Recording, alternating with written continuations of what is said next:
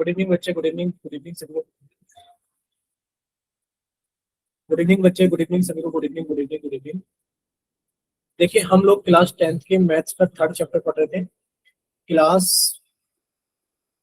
10th के maths का हम लोग चैप्टर नंबर थर्ड पढ़ रहे थे, pair of linear equations in two variables. ठीक है, आज हम इस चैप्टर को अपनी एनसीईआरटी की बुक से कंप्लीट करेंगे या फिर स्टार्ट करेंगे, जितना भी हो पाएगा। और ये आप लोग जानते हैं कि ये हमारा चैप्टर कंप्लीट हो गया था अपनी स्लाइड्स के।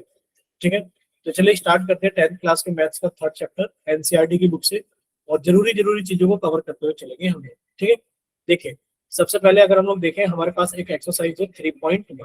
कौन सी एक्सरसाइज है? 3.1। यहाँ पर आप सभी को दिख भी रहा होगा कि सर ये एनसीईआरटी की एक्सरसाइज 3.1 है, और ये नई वाली बुक की एक्सरसाइज है। ये नई वाली बुक की एक्सरसाइज है, यहाँ पर लिखा भी है रेशनलाइज 2013-2014। ठीक है बच्चे, इसके अंदर हम लोग ये वर्ड प्रॉब्लम्स तो बाद में डिस्कस करेंगे। सबसे पहले जो हमारा मोस्ट इंपोर्टेंट पार्ट आता है इस एक्सरसाइज से, वो आता है हमारे रेशियो वाले क्वेश्चंस, यानी कि A1/A2, B1/B2, C1/C2 के ऊपर। देखिए इसके अंदर आप लोगों को दिख रहा होगा देखिए क्वेश्चन नंबर 2 सभी को दिख रहा है ना? बोले एक बार जल्दी से, क्वेश्चन नंबर 2 सभी को दिख रहा है ना अच्छे से? Yes sir. ठीक है बच्चे, क्वेश्चन नंबर 2 को हम लोगों ने कट कर लिया और लेकर चल रहे हैं इसको एक नए पेज पर। देखिए क्वेश्चन नंबर 2 के अंदर क्या चीजें हमें दी गई है, क्या चीजें हमसे पूछी गई है। हमसे पूछा गया है इसके अंदर ऑन कंपेयरिंग रेशियोज, कि आप रेशियो को कंपेयर करके, कौन से रेशियो को? A1/A2, B1/B2 और C1/C2 को कंपेयर करके बताइए whether the lines representing the following pair of linear equation intersect at a point, are parallel or coincident। ठीक है, को इंसिडेंट, ये हम लोगों ने सारी चीजें पढ़ी थी। क्या चीजें पढ़ी थी? कि जल्दी से अपनी कॉपी निकालिए, कॉपी के ऊपर स्टार लगा के नोट लिखिए। जल्दी से कॉपी लगा निकालिए, कॉपी के ऊपर स्टार लगा के नोट लिखिए कि अगर हमारे पास में A1/A2 is not equals to आता है B1/B2 के, इज नॉट इक्वल्स टू आता है B1/B2, तो lines intersect at a point, lines intersect, lines intersect at a point, lines intersect at a point. ठीक है, पहली कंडीशन हमारे पास में हो गई। दूसरी कंडीशन आप सभी को लिखनी है कि सर अगर A1/A2 इज इक्वल्स टू आ जाता है B1/B2 के, और इज इक्वल्स टू आ जाता है C1/C2 के, तो इस केस के अंदर आप लोग बोलोगे कि लाइंस कैसी है? को इंसिडेंट, को इंसिडेंट, लाइन कैसे कोइंसिडेंट है। अब आप सभी लोग थर्ड कंडीशन लिखोगे। थर्ड कंडीशन क्या है हमारे पास में? A1/A2 is equals to B1/B2 is not equals to C1/C2। बच्चे इस केस के अंदर लाइंस कैसी होंगी? पैरेलल। लाइंस कैसी होंगी? पैरेलल। ठीक है, ये सभी को पता होना चाहिए कि सर अगर हम लोग इसकी बात करें तो lines intersect at a point, यानी कि जो लाइंस हैं वो एक दूसरे को इंटरसेक्ट करती है किसी एक पॉइंट पर। ठीक बच्चे, अगर दूसरी कंडीशन की बात करें लाइंस आर कोइंसिडेंट, इसका मतलब ये है कि सर एक लाइन तो हमारे पास में ये रही, कोई भी एक लाइन तो हमारे पास में ये रही, और जो दूसरी लाइन है वो बच्चे हुबहू इसके ऊपर है, ये रही दूसरी लाइन। ठीक है, तो दूसरी लाइन क्या है? इसके ऊपर है। ये दो लाइन से कोइंसिडेंट, यानी कि एक लाइन दूसरी लाइन के ऊपर आ जाए तो क्या कहलाती है? कोइंसिडेंट लाइन कहलाती है। ठीक है, ये लाइन क्या है? इस लाइन के ऊपर है, लाल वाली लाइन के ऊपर, कोइंसिडेंट लाइन कहलाती है। पैरेलल लाइंस, यानी कि जब दोनों लाइंस के बीच की जो डिस्टेंस होती है वो क्या रहती है? हमेशा फिक्स, बराबर रहती है, वो कभी एक दूसरे के साथ नहीं मिलती, उनको क्या कहते हैं? वो पैरेलल लाइंस कहते हैं। ठीक है, ये नोट लिखे आपने कि sir A1/A2 is not equals to B1/B2, lines intersect at a point. A1/A2 is equals to B1/B2 is equals to C1/C2, coincident, एक लाइन दूसरे के ऊपर आएगी। और तीसरा पॉइंट है कि sir A1/A2 is equals to B1/B2 is not equals to C1/C2, lines कैसी होंगी? पैरेलल। ठीक है, चलिए तो स्टार्ट करते हैं बच्चे। सबसे पहले कि ऑन कंपेयरिंग द रेशियोज, आपको रेशियो कंपेयर करना है और बताना है कि लाइंस कैसी है। देखिए पहली अगर इक्वेशन को हम लोग देखें तो सर पहली इक्वेशन क्या है हमारे पास में? पहला पार्ट है इसके अंदर 5x माइनस के 4y प्लस के 8 बराबर 0, और सर लिखा है 7x प्लस के 6y माइनस के 9 इक्वल्स टू 0। अगर आप यहाँ से A1/A2 निकालोगे तो बच्चे A1/A2 कितना आ गया? 5/7। A1/A2 कितना आ गया हमारे पास में? 5/7। फिर आपने यहाँ से B1/B2 निकाला। जब आप यहाँ से B1/B2 निकालोगे तो बच्चे B1/B2 कितना आ गया हमारे पास में? B1 अपॉन B2 आ गया हमारे पास में माइनस के 4/6, यानी कि सर इसको सॉल्व करेंगे तो माइनस के 2/3, और साफ साफ दिख रहा है A1 upon A2 is not equals to B1 upon B2। तो लाइंस कैसी होंगी बताइए बताइए, A1 upon A2 is not equals to B1 upon B2, तो लाइंस कैसी होंगी, इंटरसेक्ट एट अ पॉइंट। बोलिए इंटरसेक्ट एट अ पॉइंट। ठीक बच्चे, ये लाइंस की कंडीशन होगी हमारे पास में, जो हमसे पूछा जा रहा था कि आपको बताना। ठीक है, सेकंड क्वेश्चन को अगर हम लोग देखें, क्वेश्चन नंबर 2, ध्यान से देखना सभी लोग। अगर क्वेश्चन नंबर 2 की हम लोग बात करें तो बच्चे क्वेश्चन नंबर 2 में हमारे पास में दो इक्वेशन है sir, 9x plus 3y plus 12 equals to 0, और यहाँ पे लिखा है 18x plus 6y plus 24 equals to 0।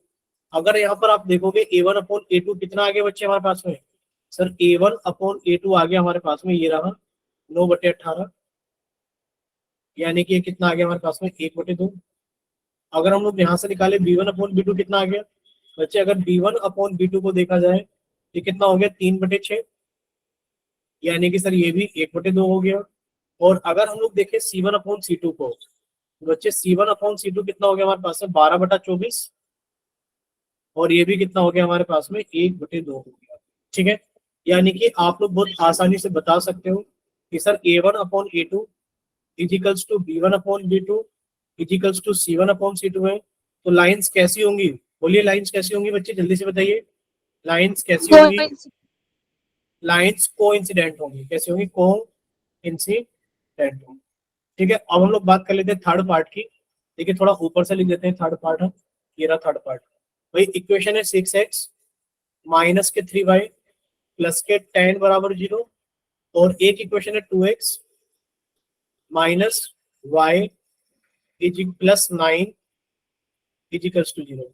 देखिए यहाँ पर जब आप A1 अपॉन A2 निकालोगे बच्चे, A1 अपॉन A2 कितना हो गया यहाँ पर सर 6/2, और 6/2 का मतलब क्या है सर 3/1।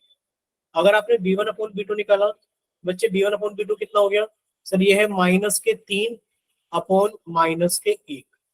बोलिए इतना क्लियर सभी को, माइनस के 3 अपॉन माइनस के यस सर, बच्चे, यस सर, यानी कि ये भी कितना आ गया 3/1। और अगर आप लोग यहाँ पे C1 अपॉन C2 निकालोगे तो बच्चे C1 अपॉन C2 कितना आ गया हमारे पास में सर 10/9। यहाँ साफ साफ दिख रहा है कि सर जो A1 अपॉन A2 है वो B1 अपॉन B2 के तो बराबर है, लेकिन पर not equals to C1 upon C2 है।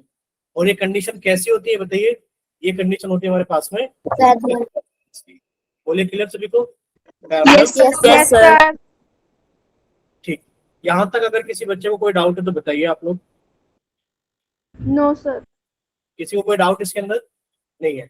चलिए No, एक क्वेश्चन sir. हम आपसे पूछते हैं, एक क्वेश्चन हम आपसे पूछते हैं। आपको इक्वेशंस दी गई है 2x plus 3y, 2x plus 3y plus 4 बराबर 0, और लिखा है हमारे पास में 4x plus 6y equals to 8। बताइए ये लाइंस कैसी होंगी, बताइए ये लाइंस कैसी होंगी। A option sir intersect at Sir, coincident. आप पॉइंट, Coincidence, सुन sir. लीजिए हमने ऑप्शंस ऑप्शंस दिए आपको, चैट सेक्शन में ऑप्शंस भेजना है सभी को। अच्छा एक काम करते हैं, पोल में पूछते हैं हम, ठीक है। पहला ऑप्शन क्लियर है ना, इंटरसेक्ट एट अ पॉइंट। दूसरा है कि ये पैरेलल लाइंस है, और तीसरा है कि ये कोइंसिडेंट लाइंस है, सी कोइंसिडेंट लाइन। और फोर्थ ऑप्शन है हमारे पास में none of this, none of this. चार ऑप्शन है। अब आप लोग एक काम कीजिए, चैट वैट में कहीं नहीं भेजना है, सुनो तो सही, सुन लीजिए, पोल सेक्शन आने वाला है, पोल सेक्शन के अंदर आंसर करना है सभी को, ठीक है। क्वेश्चन नंबर 1 के नाम से आएगा, क्वेश्चन नंबर 1 के नाम से आएगा। और कितने ऑप्शन है हमारे पास में, 4 ऑप्शन है बच्चे, ए बी सी और डी। 4 ऑप्शन आ चुके हैं आप लोगों के सामने पोल सेक्शन के अंदर, ठीक है। चलिए अब आप लोग जाइए जल्दी से और अपना आंसर भेजिए, ए बी सी या डी।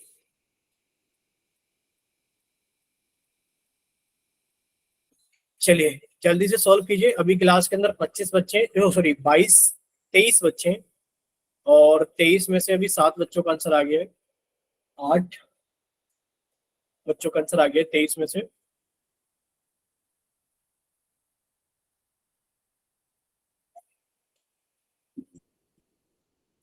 दस बच्चों का आंसर आ गया 23 में से।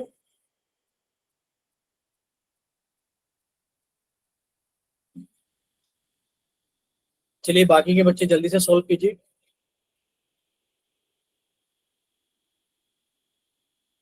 अभी 11 बच्चों का आंसर आ गया है। 12, 13,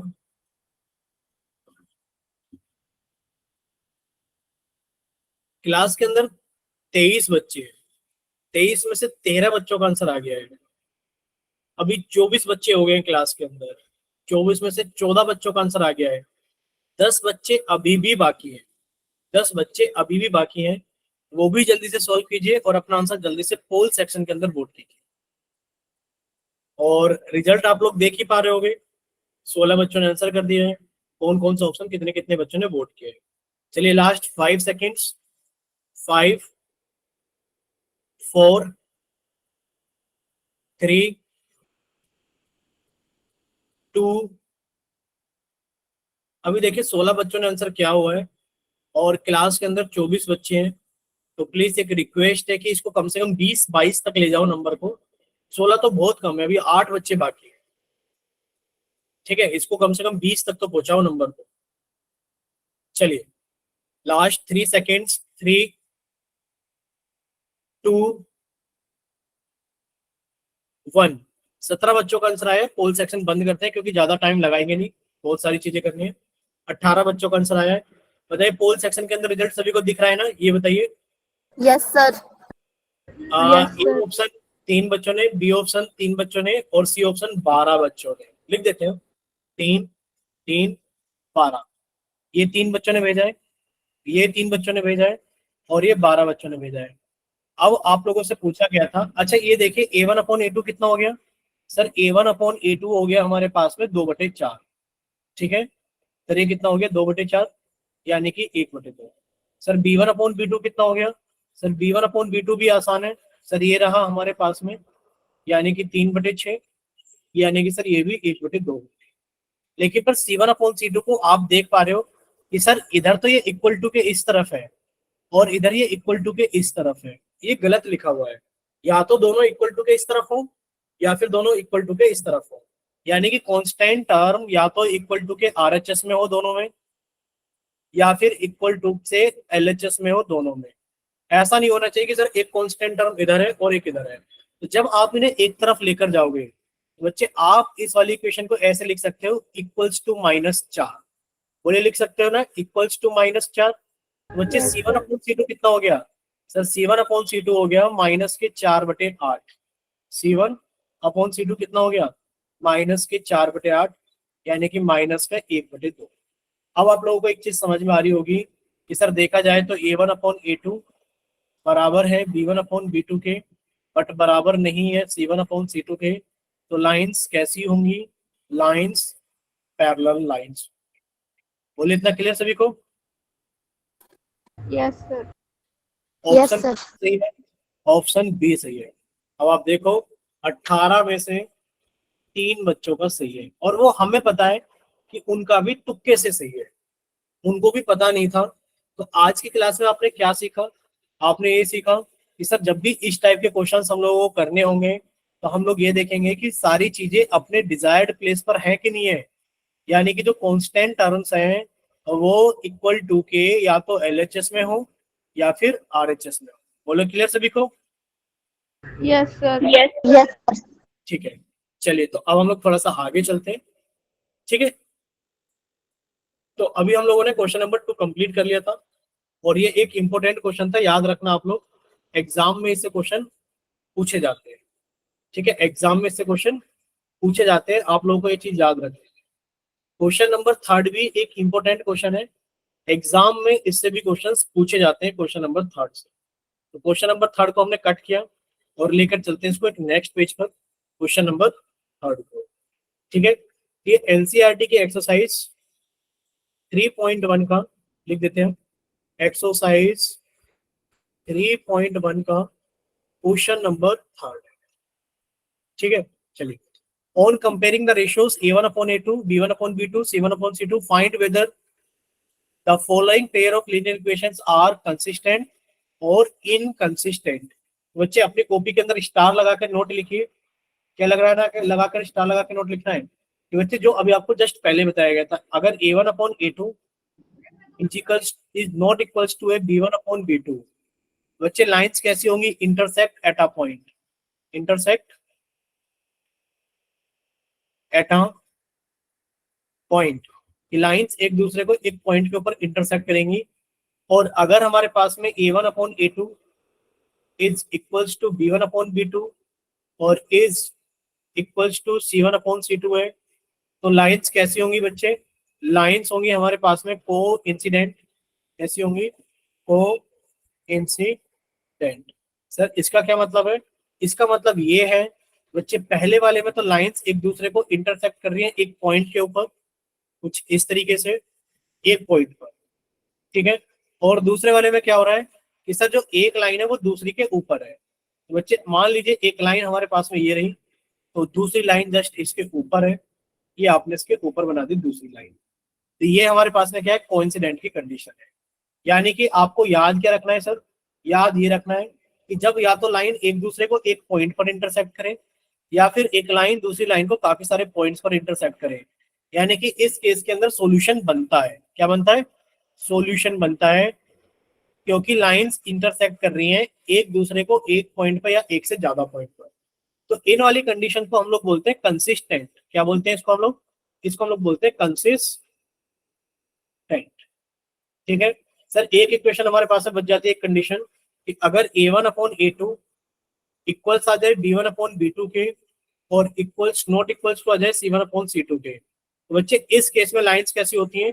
लाइंस होती हैं पैरेलल। और जब लाइंस पैरेलल होती हैं बच्चे, डायग्राम आप लोग जानते ही हो कि सर अगर लाइंस पैरेलल है तो सर ये रही लाइन पैरेलल का, यानी कि एक दूसरे से मिलती नहीं है लाइंस, एक दूसरे से कभी नहीं मिलती। जब सर मिलेंगी नहीं तो इसके अंदर सॉल्यूशन होगा नहीं। जब लाइंस मिलेंगी नहीं तो सर सॉल्यूशन नहीं है। और जब इस केस के अंदर सॉल्यूशन नहीं है तो बच्चे इस केस को हम लोग बोलते हैं इनकंसिस्टेंट। क्या बोलते हैं इसको हम लोग? इनकंसिस्टेंट। बोले इतना क्लियर सभी को? Yes, sir. अगर इतना सभी को क्लियर है तो बच्चे अब हम लोग थोड़ा सा आगे चलते हैं। देखिए हमारा क्वेश्चन ये था, पहला क्वेश्चन इसके अंदर बहुत ही आसान है सर। पहला क्वेश्चन तो ये रहा, देखिए देखते के साथ ही हो जाएगा। 3x + 2y = 5 है, और सर लिखा है 2x - 3y = 7 है। बच्चे जब आप इसमें a1/a2 निकालोगे तो a1/a2 कितना हो गया? 3/2। a1/a2 कितना हो गया? 3/2।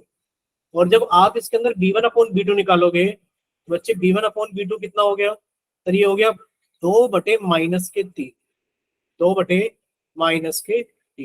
और साफ साफ दिख रहा है कि a1/a2 is not equals to b1/b2। तो जो a1/a2 है is not equals to b1/b2 है।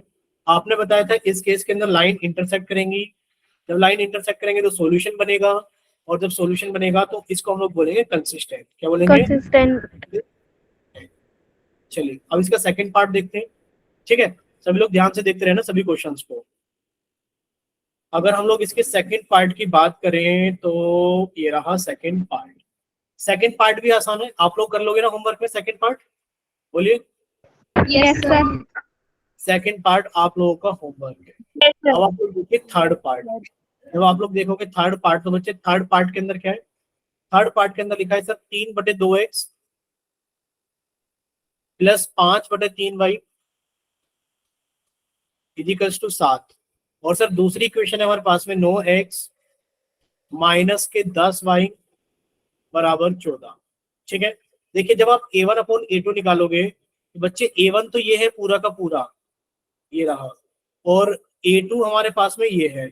बच्चे अब बस आपको ये याद रखनी है कि जब आप a1/a2 निकालोगे तो ये लिखा आएगा 3/2/9। ऐसा है कि नहीं? a1 तो 3/2 है।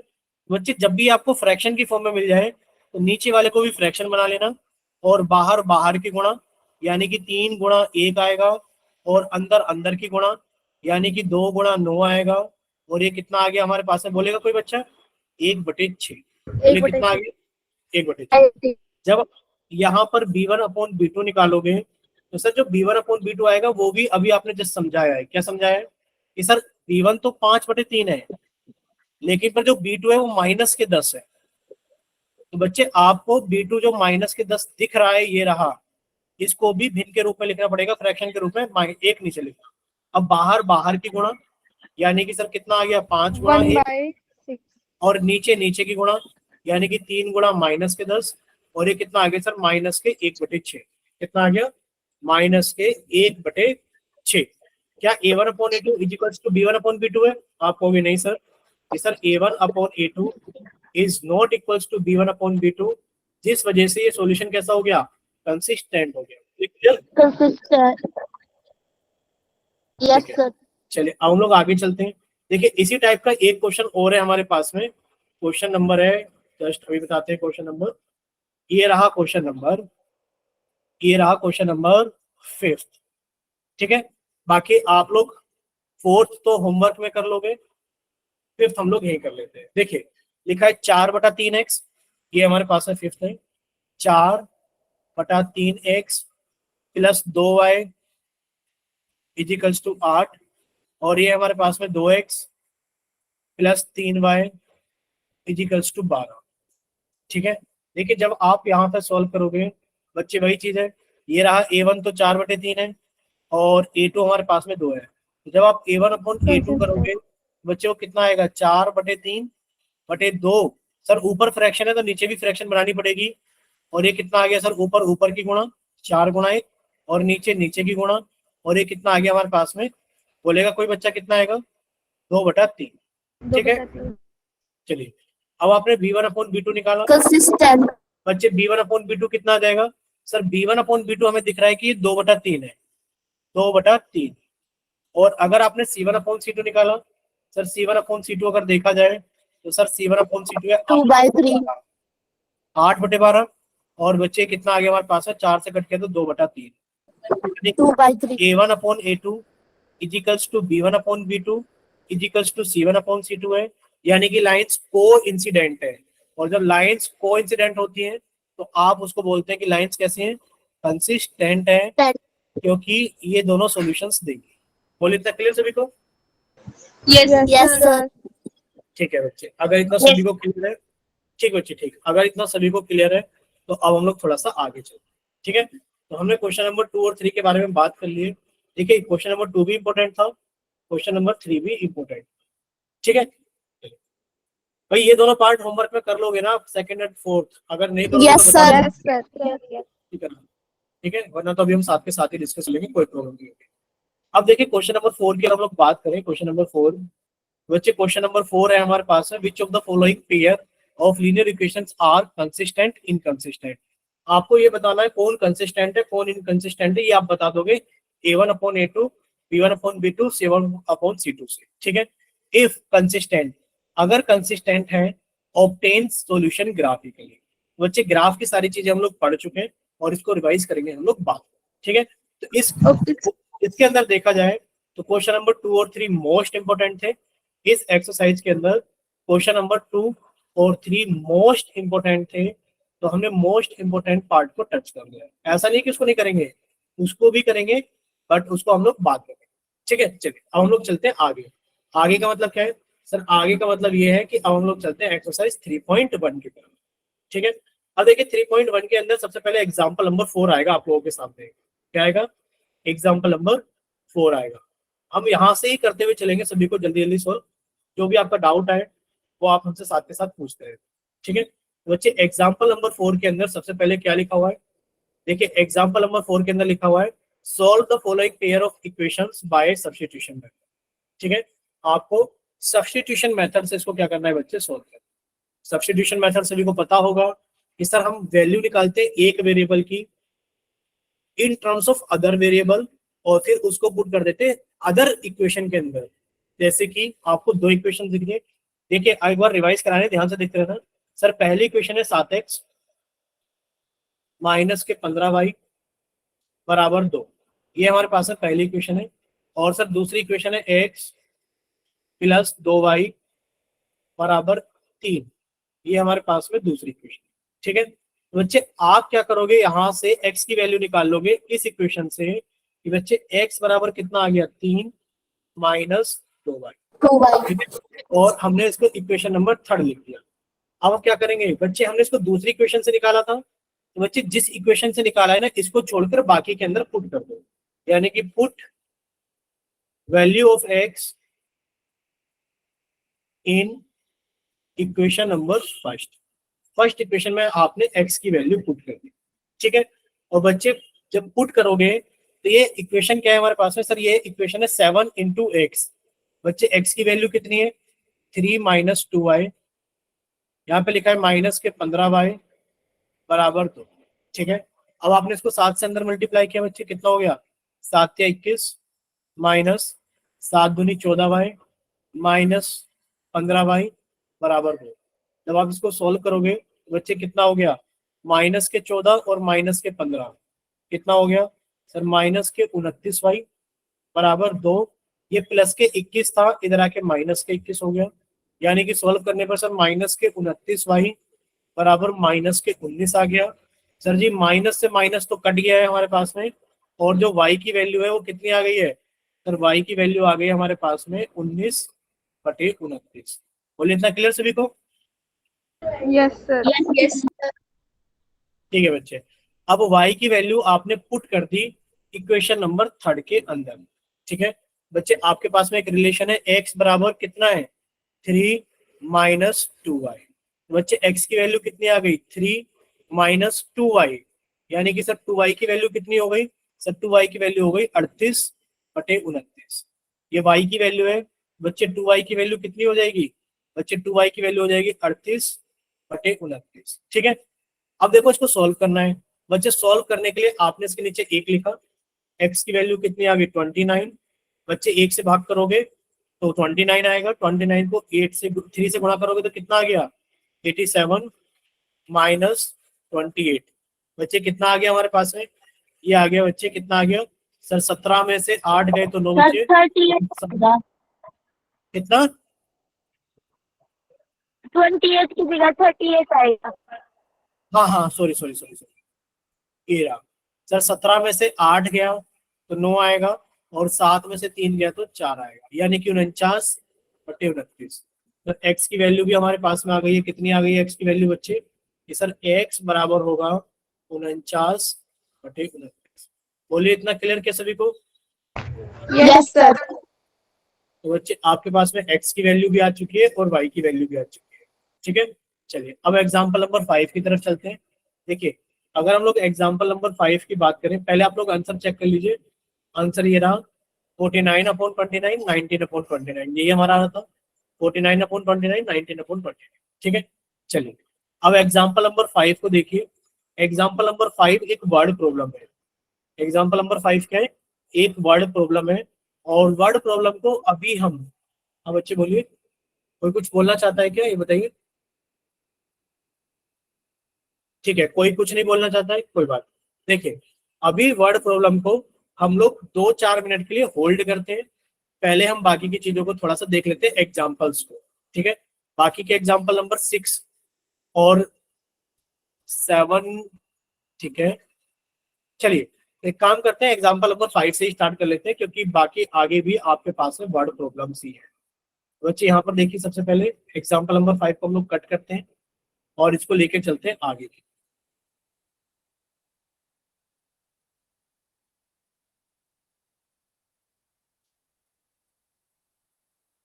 बोलिए बच्चे इतना क्लियर, सभी को साफ साफ दिख रहा है ना इतना तो? Yes, sir. Yes sir. देखिए Yes, sir. अब देखिए यहाँ पर एक क्वेश्चन है, सॉल्व द फॉलोइंग क्वेश्चन।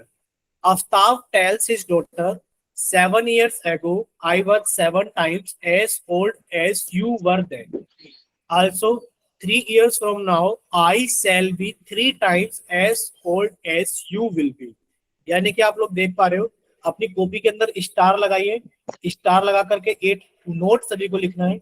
ये नोट क्या है हमारे पास में, ये नोट है हमारे पास में एज बेस्ड क्वेश्चंस। आज हम लोग ये सीख रहे हैं एज बेस्ड क्वेश्चंस, ठीक है, इतना क्लियर सभी को।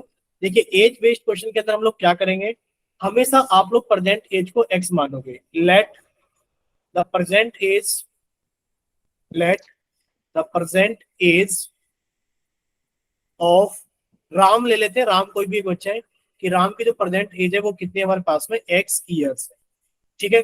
अब आप लोग ही बताओगे हमें, अगर राम की प्रेजेंट एज x ईयर्स है तो आप हमें बताइए 7 ईयर्स एगो, या फिर एक हेडिंग मिलेगी आपको 7 ईयर्स बिफोर, 7 साल पहले राम की एज कितनी रही होगी बताइए। X minus X 7. minus 7.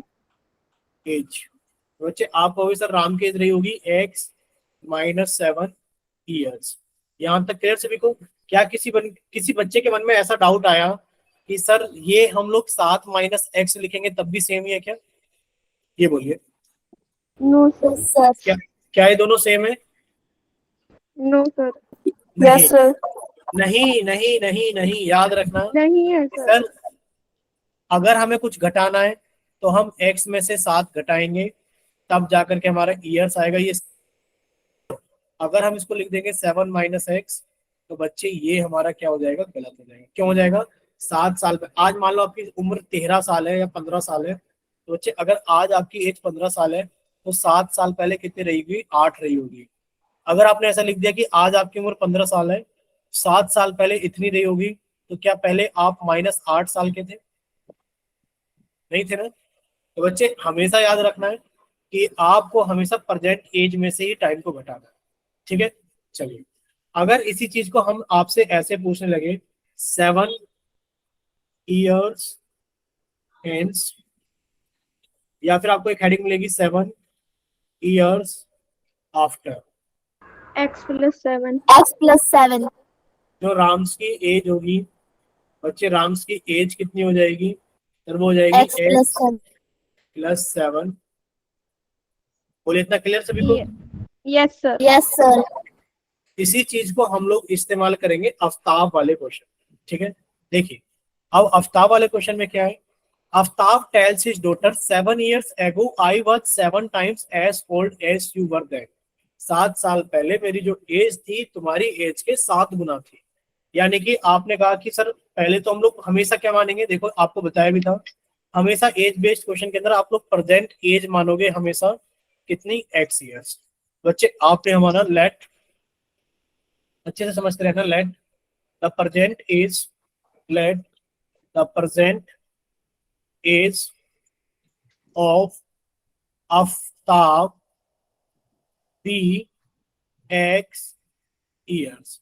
लेकिन पर यहाँ 2 लोग हैं सर, आफ्ताब की डॉटर की बात भी हो रही है, तो आपने साथ के साथ ही लिख दिया let the present age of Aftab's daughter, ठीक है। क्या लिखोगे आप लोग, आफ्ताब्स डॉटर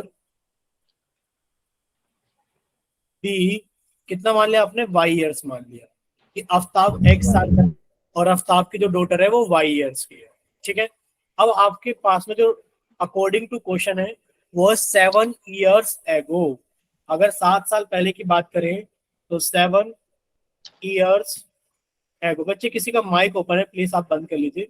7 years ago क्या हुआ होगा, जो आफ्ताब्स की एज रही होगी, आफ्ताब्स एज, बच्चे वो 7 साल कम हो गई होगी, यानी कि x - 7 X minus 7. और जो डॉटर्स एज है Aftab's, daughter's age, Aftab's daughter's age equals to वो कितनी हो गई होगी, y - 7 ईयर्स। लेकिन पर वो क्या कह रहा है, 7 साल पहले I was 7 times as old as you were then। यानी कि अगर अकॉर्डिंग टू क्वेश्चन देखा जाए बच्चे, तो अकॉर्डिंग टू क्वेश्चन तो हमारे पास में एक चीज बनकर आती है, क्या बनकर आती है कि सर x - 7 की जो वैल्यू है क्या वो y - 7 के बराबर है? बताइए क्या दोनों की एज बराबर है? नहीं, I was 7 times as old as you, यानी कि जो आफ्ताब की एज है वो डॉटर की एज का 7 गुना है। बोलिए इतना क्लियर सभी को? Sir. Yes, sir. ठीक है, चलिए एक तो ये हमारे पास में इतना बन गया। आगे लिखा है 3 years from now, अब से 3 साल बाद, अब से 3 साल बाद। तो बच्चे आपने हेडिंग डाली, क्या हेडिंग डाली, 3 years after। 3 साल बाद क्या घटना घट जाएगी सर? 3 इयर्स अगर आफ्टर देखा जाए तो बच्चे आफ्ताब की एज कितनी हो जाएगी? आफ्ताब की एज हो जाएगी हमारे पास में कितनी? x plus 3 years. क्यों? क्योंकि सर उसकी प्रेजेंट एज x साल है और अब से 3 साल बाद कितनी हो जाएगी? x plus 3। डॉटर्स एज कितनी हो जाएगी बच्चे? डॉटर्स की एज हमारे पास में हो जाएगी कितनी? y plus 3 years. और अगर हम लोग देखें अकॉर्डिंग टू क्वेश्चन बच्चे, अकॉर्डिंग टू क्वेश्चन कितना हो जाएगा? I will be 3 times as old as you will be. ठीक है, अकॉर्डिंग टू क्वेश्चन देखा जाए तो अकॉर्डिंग टू क्वेश्चन हमारे पास में ये आएगा कि सर अकॉर्डिंग टू क्वेश्चन कितना आ जाएगा कि सर x प्लस 3 की जो वैल्यू है क्या वो y प्लस 3 के बराबर है? आप कहोगे नहीं सर, दोनों की बराबर नहीं है। I will be 3 times as you will be. बोलिए, इतना क्लियर? Yes, sir. यानी कि आपके पास में लीनियर इक्वेशन इन 2 वेरिएबल्स में पेयर बन चुका है। ठीक है, यानी कि एक इक्वेशन तो क्या बन गई बच्चे? x माइनस 7 बराबर 7 गुणा y माइनस 7। एक तो ये इक्वेशन बन गई है और सर एक इक्वेशन क्या बन गई है? एक इक्वेशन ये बन गई कि x प्लस 3 बराबर 3 गुणा y प्लस 3। बोलिए, clear? Yes, Yes, sir. sir. बस अब आप इनको सोल्व कर लीजिए सब्स्टिट्यूशन मेथड से। बच्चे पहले तो आप इसको ऐसे लिखोगे x माइनस 7 बराबर, इधर कितना जाएगा सर? 7y minus 49। और सर अगर इसको इधर लेकर आओगे ये बनेगा x माइनस 7y बराबर माइनस के 49, और ये माइनस के साथ है इधर आके प्लस के साथ हो गए। यानी कि सर सॉल्व करने पर x माइनस 7y बराबर माइनस के 42 आ ये इक्वेशन नंबर 1।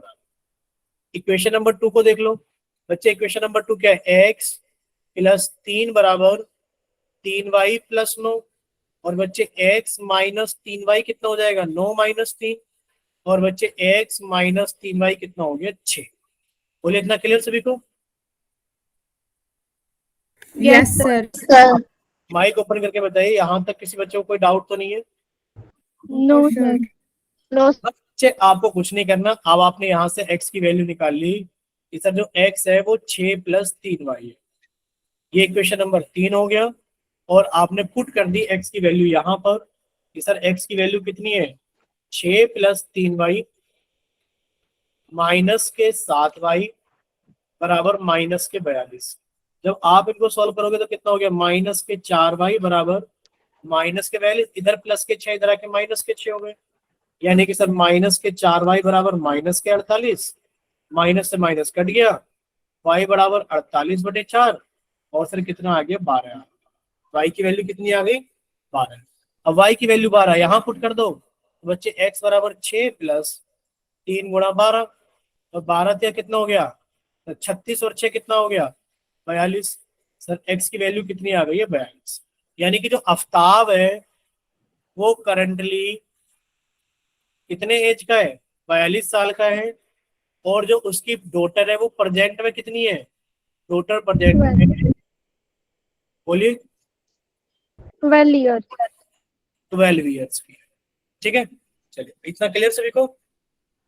Yes, sir. किसी Yes, बच्चे को sir. कोई doubt? No, sir. No, sir. ठीक, नेक्स्ट देखते हैं अब हम लोग एग्जाम्पल। ये शायद यहां तक तो हो गया एग्जाम्पल नंबर 5 तक। अब हम लोग चलते हैं एग्जाम्पल नंबर 6 पर। देखिए, एग्जाम्पल नंबर 6 के अंदर आप लोगों को एक क्वेश्चन दिखाई दे रहा है। क्या दिखाई दे रहा है बच्चे? क्वेश्चन दिखाई दे रहा है, ये रहा example number 6।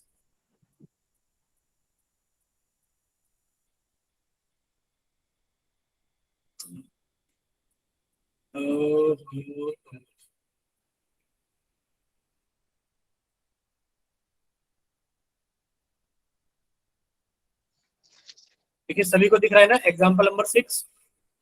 Yes, sir. Yes, sir. ठीक है बच्चे, एग्जाम्पल नंबर 6 में क्या दिया गया है हम लोगों को? हम लोगों को एग्जाम्पल नंबर 6 में दिया गया है बच्चे, ये रहा। In a shop the cost of 2 pencils and 3 eraser. यानी कि अगर आप बाजार जाते हो और बाजार से क्या खरीद लाते हो? आप बाजार से खरीद के लाते हो 2 पेंसिल और आप 3 इरेजर खरीद के लेकर आते हो, तो आप दुकानदार को कितने रुपए देकर आते हो? आप दुकानदार को 9 रुपए देकर आते हो। बोलिए clear? Yes, sir. Yes, sir. अगर आप बच्चे, अगर आप 4 पेंसिल और 6 eraser, the cost of 4 pencils and 6 eraser, 4 pencil और 6 इरेजर अगर आप खरीद के लेकर आते हो, तो आप दुकानदार को कितने रुपए देकर आते हो? आप दुकानदार को 18 रुपए देकर आते हो। बोलिए clear? Yes, sir. Sir Yes, sir. आपसे पूछा क्या गया है? आपसे पूछा सर गया है, आपकी आवाज बीच में कट जाती है। आवाज बीच में कट जाती है क्या? ये बताइए, बाकी बच्चे भी बताइए एक बार। No, sir. No, sir. No, sir. बच्चे अगर आपके साथ में ऐसा इशू हो रहा है ना, तो शायद आपकी तरफ थोड़ा सा नेटवर्क प्रॉब्लम है।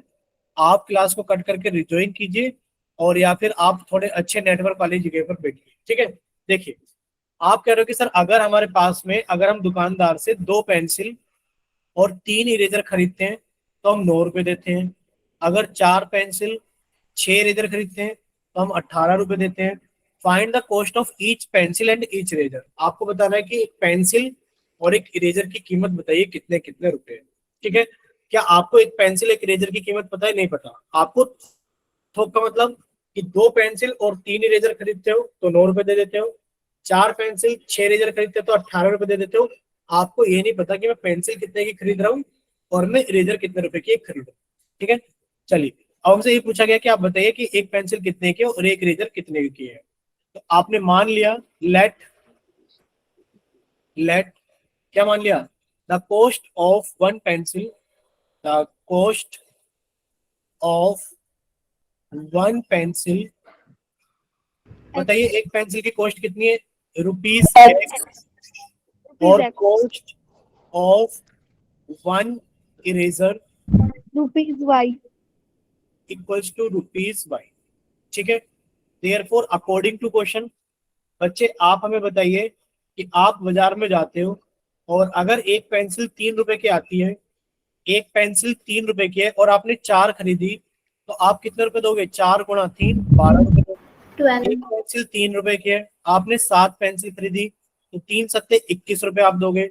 बच्चे अकॉर्डिंग टू क्वेश्चन ये होगा कि सर, अकॉर्डिंग टू क्वेश्चन अगर देखा जाए तो क्या बनेगा कि सर 2 पेंसिल कितने की हो गई? 2x की हो गई, प्लस 3 इरेजर कितने की हो गई? 3y की हो गई, और ये कितने रुपए में आती है? 9 रुपए में। पहली क्वेश्चन तो ये बनेगी। और सर दूसरी क्वेश्चन कि अगर आपने 4 पेंसिल खरीदी तो 4x, प्लस 4x. इरेजर खरीदे तो 6y बराबर 18। ये आपकी सेकंड इक्वेशन। ठीक है, बोलिए इतना clear? Yes, sir. Yes, sir. ठीक है, जब आप इनको सॉल्व करने जाओगे, जब आप इन इक्वेशन को सॉल्व करने जाओगे, चलिए सॉल्व कर लेते हैं। देखिए आपने यहां से x की वैल्यू निकाली, कहां से? सर 2x, पहली वाली इक्वेशन से कि सर 2x बराबर 9 माइनस 3y, और सर x बराबर कितना हो गया? 9 माइनस 3y बटे 2, और आपने इसको पुट कर दिया कहां पर? यहां पर। ठीक है, इक्वेशन नंबर 2 में। बच्चे 4 इंटू एक्स, एक्स की जगह कितना है? 9 माइनस के 3y बटे 2 प्लस 6y बराबर 18। बच्चे जब आप इसको सॉल्व करोगे, ध्यान से देखना, 2 एकम 2, कितना आ गया सर? 2 एकम 2, 2 दूनी 4। बच्चे 2 से अंदर गुणा करोगे, 9 दूनी 18 माइनस 3 दूनी 6y प्लस 6y बराबर 18। बच्चे कितना आ गया? 18 बराबर 18। जब आपके पास में कोई ऐसी सिचुएशन, मतलब ऐसी सिचुएशन आ जाए, बच्चे आप एक्स और वाई तो निकाल नहीं पा रहे, लेकिन पर 18 बराबर 18 है, तो इस केस के अंदर आप क्या कहोगे? सर इस केस के अंदर कहोगे कि there are infinite many solutions. क्या है बच्चे? इनफाइनाइट मेनी सॉल्यूशन, यानी कि जो लाइंस हैं वो एक दूसरे के साथ में क्या है? को इंसिडेंट लाइंस है, यानी कि एक लाइन दूसरे के ऊपर है। और आप लोग जानते हैं जब एक लाइन दूसरी लाइन के ऊपर होती है, तो बच्चे इस केस के अंदर जो सॉल्यूशंस होते हैं, नंबर ऑफ सॉल्यूशंस, वो कितने होते हैं? इनफाइनाइट होते हैं। बोलिए होते हैं कि नहीं होते हैं? Yes, sir. सर पॉइंट्स पर ये एक दूसरे को कट करती है। तो अब आप इसके अंदर एक सॉल्यूशन नहीं निकाल सकते, क्योंकि इसके अंदर इनफाइनाइट सॉल्यूशन है। तो बच्चे अब वो आपको खुद निकालने पड़ेंगे। बोलिए इतना क्लियर से लिखो। अब अगर खुद निकालने तो सर कैसे निकालेंगे? वो रफली आइडिया देख लीजिए कैसे निकालेंगे कि सर 2x प्लस 3y बराबर 9 है। तो सर अगर मेरा कटर, अगर मेरा पेन या पेंसिल 2 रुपए की है तो सर 2 इंटू 2 4 रुपए खर्च हो गए, प्लस 3y बराबर 9, और सर 3y की वैल्यू कितनी आ गई, 9 माइनस 4 यानी कि 5। तो सर मेरी एक इरेजर की कीमत 5/3 आ गई। इसी तरीके से फिर आप मान लोगे अपनी तरफ से, क्योंकि आपने माना था कि एक पेन 2 रुपए का है, अगर पेन 3 का होगा, अगर पेन 2.5 का होगा, तो आप अलग अलग इरेजर की कीमत को निकाल सकते। बोले क्लियर सभी को? Yes, sir. ठीक है यस बच्चे, सर। तो यही चीज आपको समझाई गई है कि इसके अंदर इनफाइनाइट सॉल्यूशंस होंगे। आप क्या करोगे, एक वैल्यू को अपनी तरफ से मान लोगे तो दूसरी वैल्यू को आप लोग अपनी तरफ से निकाल लोगे। ठीक है, चलिए अब आगे चले थोड़ा सा। नेक्स्ट देखिए, ये कौन सा था हमारे पास में एग्जांपल बच्चे, ये था हमारे पास में एग्जांपल नंबर 6। अब हम लोग चलते हैं एग्जांपल नंबर 7 की तरफ। ठीक है, एग्जांपल नंबर 7। तो देखिए एग्जांपल नंबर 7 अपने आप में क्या लिखा हुआ है, कोई बच्चा रीड करेगा क्या यहाँ पर इस वाले पेज पर? Yes, sir. नहीं बच्चे, एक सेकंड रुकना, एग्जांपल नंबर 7 पीछे वाले पेज से लेकर आना पड़ेगा, फिर से कट करके।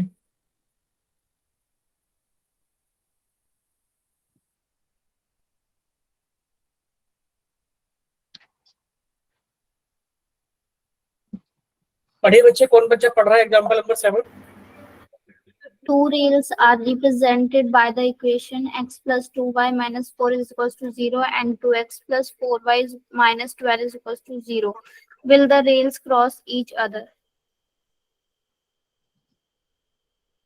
देखिए, तो बच्चे यहाँ पे लिखा है two rails are represented by the equations x plus 2y minus 4 बराबर 0, 2x प्लस 4y माइनस 12 बराबर 0।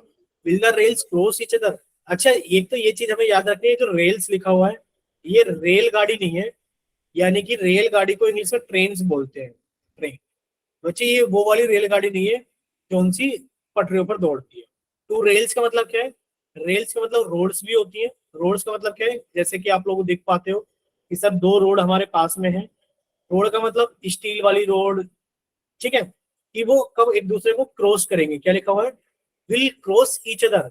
बच्चे क्रॉस का मतलब क्या है कि या तो दोनों की दोनों रोड एक दूसरे को ऐसे क्रॉस कर दें,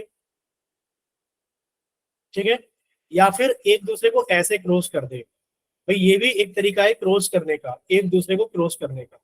बोले क्लियर? ठीक है, यस सर। अब इस केस के अंदर आपको क्या पता लग गया, सर क्रॉस करने का मतलब ये है कि सॉल्यूशन होना चाहिए। क्रॉस करने का मतलब क्या है कि सॉल्यूशन होना चाहिए। और सॉल्यूशन कब होता है सर, ये तो हमारे पास में तब होता है जब a1/a2